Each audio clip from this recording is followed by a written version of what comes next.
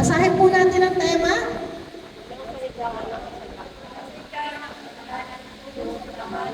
Ayan, di ba? Mula sa higaan ng kasalanan tungo sa tahanan ng amang nagmamahal. Okay. Ayan. Ano po nakikita nyo? Wow, kama. Di ba? Ano napapansin nyo dun sa kama? Maganda. Ano ba karamdam nyo pagka kayo po ay nakahiga dyan? Parang ayaw na na bumangon ni Sister Leia. Kayo po? Oo din. Komportable, di ba po? Kaya malaki or maliit, di ba po? Napakagandang tingnan. Maaliwalas. Parang iniimbitahan ka. Humiga. Matulog ka na, baby. No? Parang ang hinihiling. Hindi pa man, wala pa man yung tugtog na twinkle, twinkle, little star. Hindi pa man yun kinakanta, talaga naman, makakatulog ka na. Pero mga kapatid, iba po yung uri ng higaan na tinutukoy ngayon gabing ito sa ating ebanghelyo. Ang tinutukoy mo na higaan ngayong ebanghelyo ay yung higaan ng isang may sakit, higaan ng isang lumpo. So sa ating ebanghelyo mga kapatid, dinala ng mga kaibigan, maaaring yung mga tao na ito na bumuhat is kaibigan. Amen po? Kasi alam na naman hindi niya, alam naman kaaway niya yun. Sino bang naman ang magmamalasakit sa isang kaaway, di ba? So maaaring ito ay mga kumpare niya, nagmamalasakit, nagmamahal, kamag-anak, maaari, kaibigan, kaya dinala siya kay Jesus. At ang sinabi ng Panginoon, anak, lakasan mo ang pinagluto. Pinatawad na ang iyong mga kasalanan. Sa tingin niyo po, bakit kaya inuna ng Panginoon yung ganoon na pagpapatawad kesa doon sa pisikal na paggaling? Ang pinakamatindi po kasing sakit ay ang sakit yung kasalanan. Dahil ito po yung naglalayo sa atin sa Panginoon. At ito po yung nais na hilumin muna ng ating Panginoon bago yung ating katawan. Natatandaan ko si nanay is na-stroke, kalahati, left side. No? Sabi niya sa ospital na yun, nung magkaroon siya ng malay, sabi niya, ano ba yan nandiyan sa kaliwa ko? Sabi niya, ano ba yan nandiyan sa kaliwa ko? Umaganyan siya nakahiga. Ano ba yan nandiyan sa kaliwa ko? Yan po yung kamay mo, yung braso mo. Ay, bakit ganyan? Walang pakinabang, paputol mo na lang yan. Sabi niya, paputol na lang daw. Sabi ka, kaya kung nabanggit ito mga kapatid is, gusto ko na, damhin, lumagay doon sa lugar ng isang paralitiko. Ano kaya yung pakiramdam? Nandun din po yun na sinasabi ng nanay ko na simula doon sa ospital hanggang sa bahay. Sabi niya sa bahay, bakit nandito siya? Ako daw po, bakit nandito ako? Bakit siya yung nagbabantay sa akin? Sabi ng tatay, bakit? Anong problema? Ito yung mga anak ko. Bakit isa lang yung nakikita ko rito? So, lagi nandun yung sama ng loob or meron siyang kinikip-kip dun sa kanya emosyon. Kasi maaari na gusto man niya gawin ng isang bagay, pero hindi niya magawa. Nandun yung parang bumababa yung kanyang moralidad, bumababa yung kanyang kumpiyansa. Kaya niya nasasabi na, bakit gano'n nagtatanong siya? No? Ganun po yung nangyayari. At dito po mga kapatid, meron po tayong tinatawag na paralysis ng ating kasalanan. No, minsan, pwede po natin itanong sa sarili natin, ngayon na, tanungin po natin, lumpo ba ako? Sige nga po, tanungin niyo po yung sarili niyo, lumpo ba ako? Ano pong sagot? sagot nyo sa tingin nyo? Ha? Hindi. Okay. Mga kapatid, hindi lamang po kalungkuhan ng ating mga mata, ng ating mga paa, ng ating mga parte, ng ating mga katawan. Minsan kasi ang akala natin paralisado, yun yung pisikal. Pero ang titignan po natin dito ay yung paralisado ng ating kaluluwa sa iba't ibang paraan. Meron po tayong 3 tatalakayin na higaan na madalas natin kinatitirigan. Hindi higaan natin. Ano ito? Paralysis ng kasalanan. Gapos ng kasalanan. Mamaya isa-isay natin. Ano ba yung gapos ng kasalanan na yan? Lumpong puso. Ayan.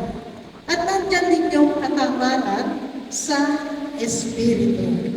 Okay? Discuss po natin. Ayan. Gapos ng bisyo. Ito po yung paulit-ulit na maling ginagawa natin. Akala natin, okay lang. No?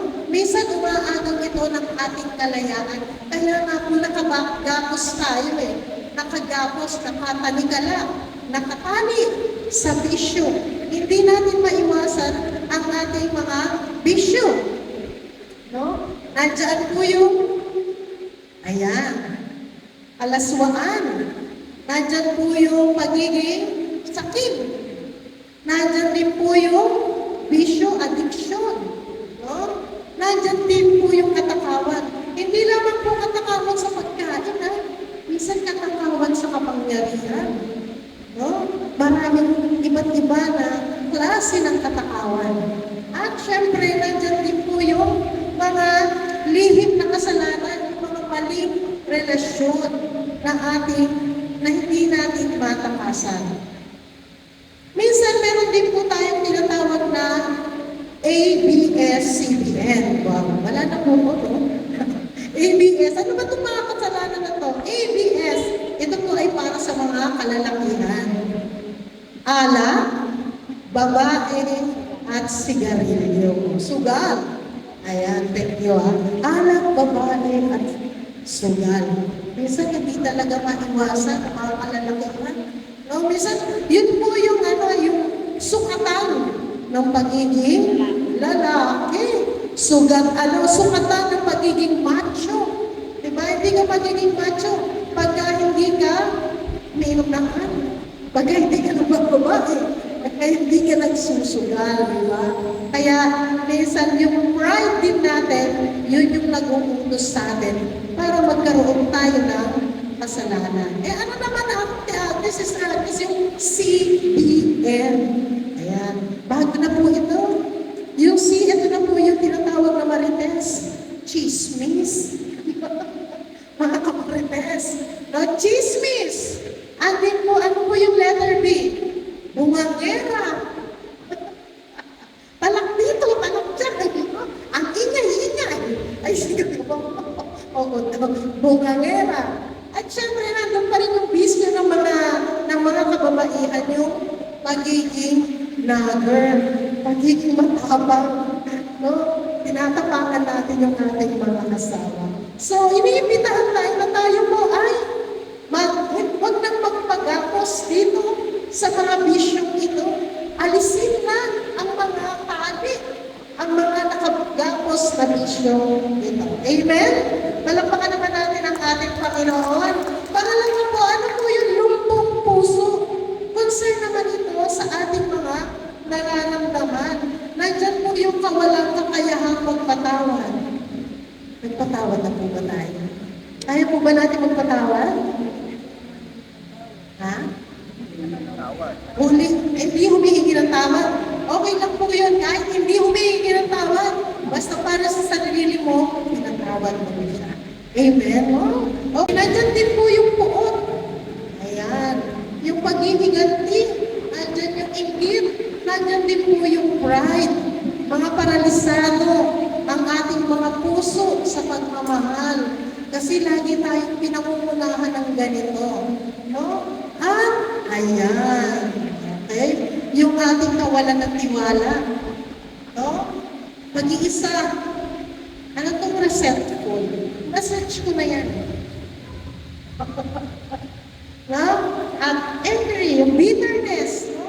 lagi ka na lang better.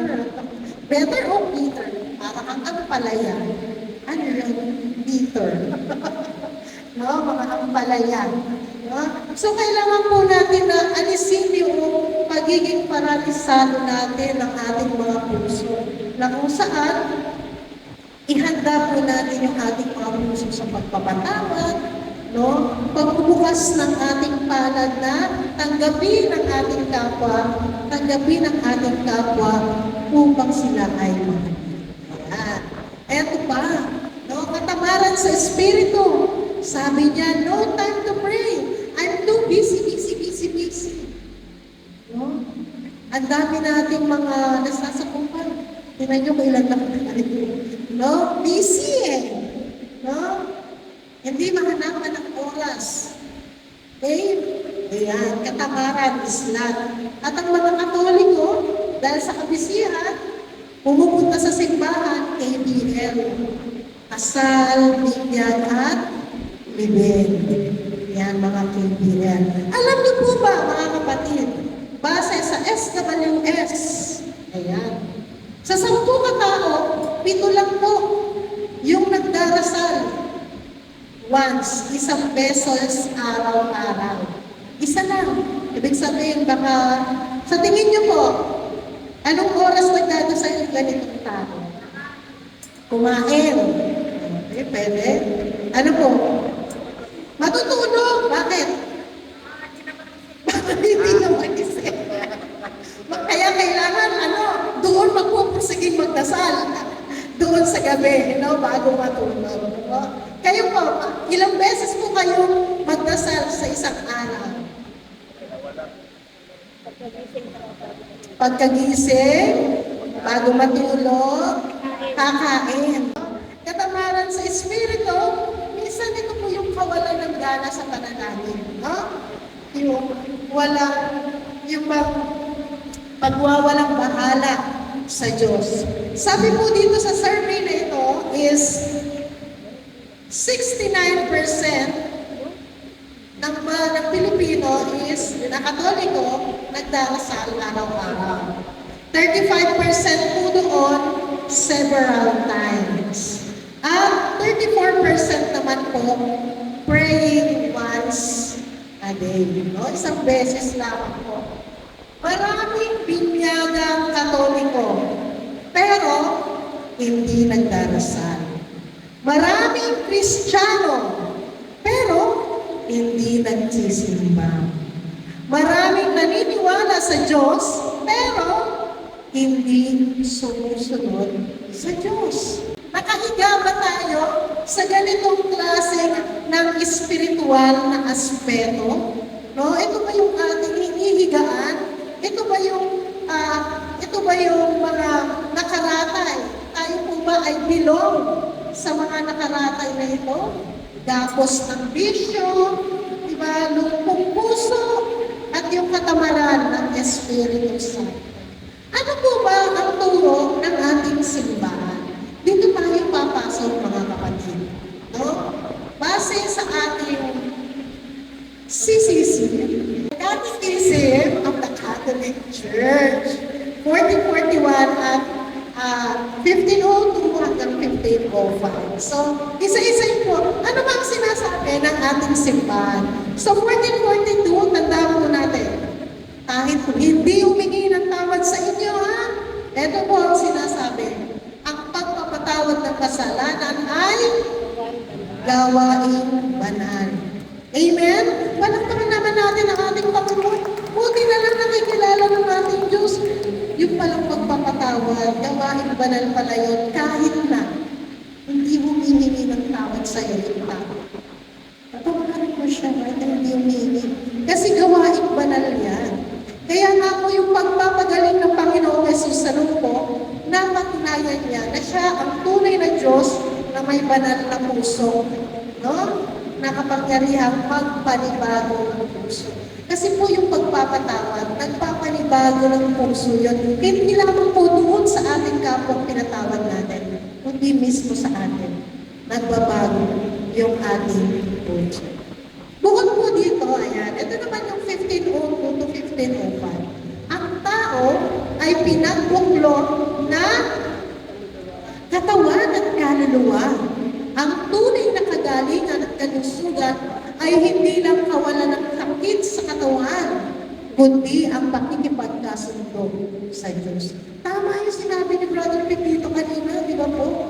Na hindi lamang po yung katawang pisikal, kundi yung mismo spiritual. Mas kailangan natin ang kagalingan dito. Amen po ba?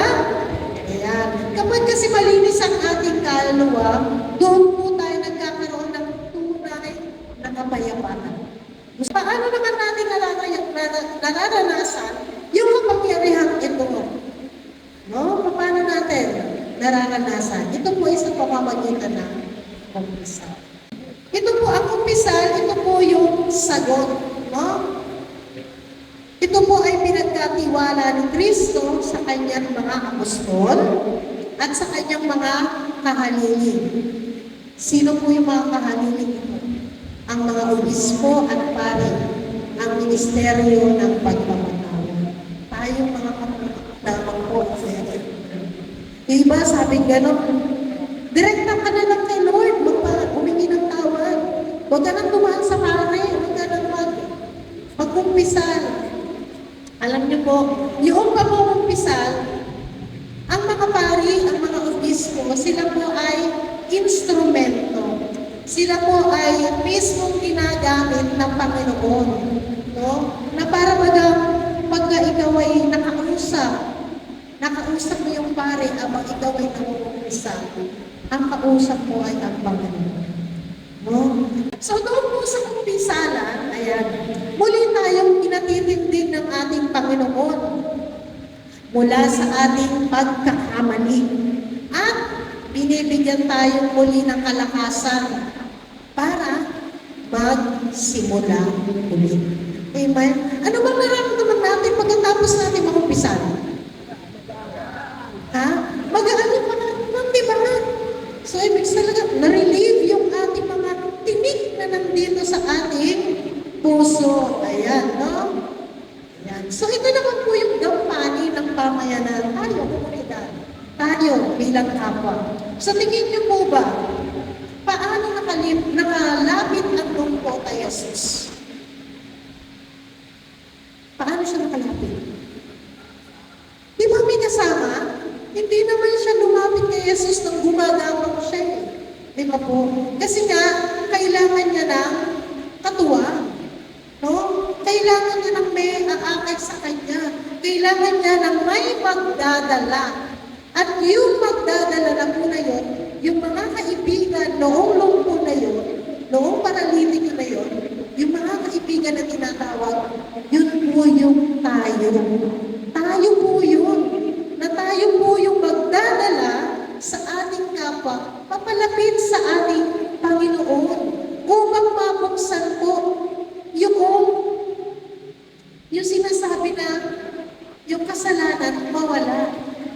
Yung paglapit sa Panginoon, magkaroon ng saysay. So tayo po mga bilang mga kapwa ay hayakay. Hindi po kailangan tayong maging hayakay sa paglilingkod, sa pagdala ng ating mga kaibigan papalapit sa ating Panginoon. Dahil hindi po talaga mangyayari, nagagapang ang ating kapwa Panginoon. Minsan po ang nangyayari is, hindi pa naman wakas ng mundo, hindi pa ako lalaman. Busy pa ako. Marami pa akong ginagawa. Sobrang busy pa ako. Diba? Ay, lahat naman ng tao makasalanan eh. Di ba po? Minsan ganun yung, ganun yung isipin ng tao na hindi pa ito yung tamang oras. Alam niyo po, bawat oras ay mahalaga. Amen po ba? Okay. So dito po, tayo po yung sinasabi ng ating Panginoon na nung makita ni Jesus ang pananampalataya ng mga taong ito. Tayo po yung sinasabi na yun. Dahil nais natin magdala ng mga mananampalataya patungo sa Kanya, no? At nandun din po, syempre, yung ating intercessory prayers. Di ba? Hindi lang sarili natin yung ating pinapanalangin, kundi maging ang ating kapwa, ang ating pamilya. No? Panalangin po natin yung ating mga kaaway. Panalangin po natin yung mga umaaway. Di ba? Nandun po yung ating 100% na sama-samang paglalakbay. Dito po hamo yung Synod of Synodality. No? Mangingisda ako, sasama kami. Kasi walang may iwan. Ang sinasabi is walang iwanan. At yan po ang ating misyon. Maging tagabuhat ng ating kapwang nanghihina. Maging tagabuhat po tayo ng ating mga kapwang naliligaw. Maging tagabuhat po tayo at hindi maghusga. Buhatin natin sila sa panalangin at ihatid natin sila kay Jesus. Amen? Palakpakan natin ang Panginoon. Ayan. Ang sabi ng Panginoon, tumindig ka, dalhin mo ang iyong higaan at umuwi sa iyong bahay. Yung higaan na yan, ito po ay isang simbolo. Simbolo siya ng lumang buhay. No? Sinabi ng Panginoon is, buhatin mo ang iyong higaan. Dalhin mo ang higaan. Huwag nang manatiling nakaratay. Diba? Kasi pinabuhat na nga eh. Huwag ka nang humiga dyan. Diba? Kasi yun ay kasalanan. Hayaan mo na yun, mag-move on ka na. Huwag ka nang humiga dyan. Huwag nang higaan ang nakaraan. No, minsan ang tao ganyan. Nahihirapan makapagbago dahil hindi makamove on. Na? Sabi mo sa katabi mo, kapatid! Mag-move on ka na. Mag-move on na tayo. Huwag na nating panghinayangan yung mga nakaraan mga kasalanan. Kundi, anong gagawin natin? E di, bitbitin natin ito, yung kasalanan natin dati. Bitbitin natin ito bilang patotoo. Na kung ano is, binago ako ng Diyos. Diba? Itong aking pagkakamali na ito, gawin nating inspirasyon na hindi huli ang lahat para sa mundo. Amen? No? Na wala, ang Panginoon ay talagang tinatanggap ka ng buong-buo. No? Dahil nga ang Diyos ay tunay na nagpapagaling. Pangatlo, mga kapatid, patuloy tayong lumakad. Lumakad saan? No? Sa bawat pag-umpisan natin, simula po ito, pagkatapos ng ating kumpisan, simula ito ng bagong buhay. Huwag tayong huminto. No? Gamitin natin yung bagong lakas. Kasi nga sabi natin, ay narinig ako. Ay maginhawa ang pakiramdam ko kasi nakapag-kumpisan ako. Ay nabawasan ang tinik ko dito sa dibdib. So, huwag mo nang ulit-ulit yung tinik na yan at itarak dito. Masakit yun. Ang kailangan is patuloy tayo lumakad. At may bago kang lakas para sa paglilingkod. And then, okay, malamit na ako. Ayan, yan ang sabi ng ating Panginoon sa Panginoon, doon sa Pangalipin. Umuwi sa tahanan ng Ama. Umuwi ka sa iyong bahay. Ang bahay o tahanan, ito po ay sumisimbolo sa pakikipagkasundo. Ayan. Alam niyo po ba yung eksena na yan? Yan po yung eksena ng prodigal son. Yung alibughong anak. No? Na kung saan, naghihintay sa pintuan, no? Ng tahanan yung ama. Yung ating simbahan, naghihintay po ito sa ating mga kapwa na hindi pa nagbabalik loob, sa ating mga kapatid na nariyan lang sa labas. No? Na handang yakapin tayo, ibalik ang ating dangal at iparamdam na tayo ay kanyang minamahal.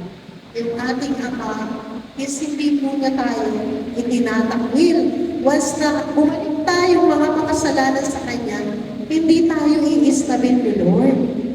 Bagkus tayo po ay yayakapin. No? At sasabihin, ito ang aking pinkamamahal na anak. Amen po. Ayan. So tapos na po ang aking slide. At bago po ako magtapos, nais ng Panginoon na huling-huli, ito po yung kanyang mensahe. Sabi niya, anak, lakasan mo ang iyong loob. Pinatawad na ang iyong mga kasalanan. Ganyan po tayo, kamamahal ng ating Panginoon. Amen po ba?